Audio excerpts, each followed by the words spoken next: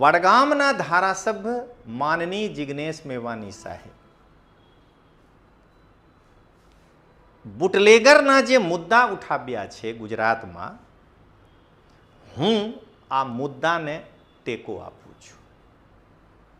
પણ જેવી રીતે જિગ્નેશ મેવાણી સાહેબ ગુજરાત પોલીસના સાથે વર્તન કર્યા છે,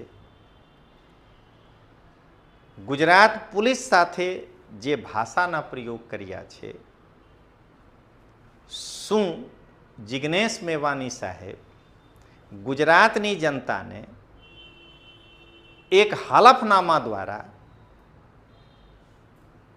એ કહી શકે છે કે કોંગ્રેસના હિમાચલ પ્રદેશ, તેલંગાણા અને કર્ણાટકમાં સરકાર છે, ત્યાં એક પણ બોતલ વેચવાવાળા ઇલીગલ તરીકાથી બુટલેગર નથી, અને